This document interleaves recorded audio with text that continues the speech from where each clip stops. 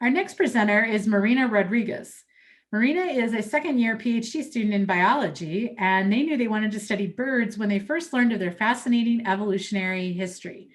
Marina hopes to become a professor so that she can teach and continue research in avian conservation. Marina's presentation title is The Long and the Short of It, using telomere length as an indicator of climate change effects on yellow warblers. Okay, wait, shh. Listen, have you noticed your backyard's been getting quieter? Or maybe those hikes you've been taking on the weekends are just a little too silent.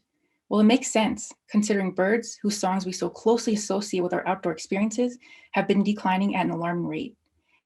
In fact, 30% of the birds in North America have been lost since 1970. So what's the cause of this? You probably guessed it, climate change. Rapid shifts in precipitation and temperature are forcing bird populations to either adapt or go extinct. But how do we know which populations are the most vulnerable to climate change? My advisor, Dr. Kristen Ruegg, used genomic sequencing and climate predictions in order to estimate the ability of bird populations to adapt to future changes in climate. This map shows vulnerability for my species of focus, the yellow warbler, across its North American breeding grounds, with red being the most vulnerable and blue being the least vulnerable in the year 2050. But climate change isn't new, and these bird populations that are expected to be the most vulnerable in 2050 are likely already feeling the heat.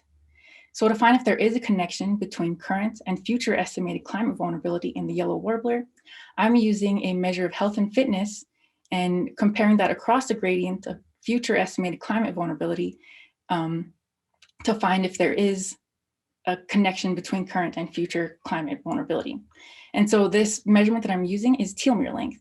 So as pictured on the right, telomeres are these caps on the end of chromosomes that protect the chromosome from degradation.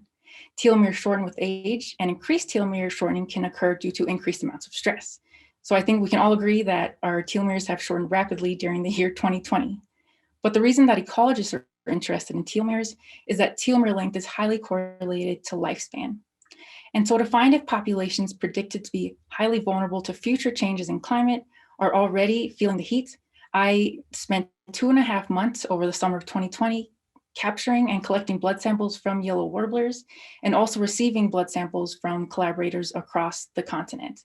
These black dots on the map show our sample locations, and in total, we collected about 550 samples. I'm currently carrying out lab work in order to measure the relative telomere length of each individual sampled. And once complete, I can then look at telomere length across measures of future estimated climate vulnerability.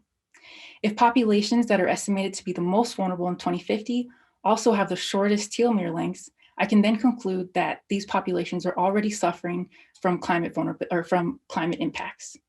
This study will be the first to link telomere length with climate change impacts and will also, more importantly, aid in the conservation of yellow warblers by giving insight into current negative impacts of climate change. I hope that this work aids in the conservation of bird species so that we can once again be serenaded by nature's crooners. Thank you for listening.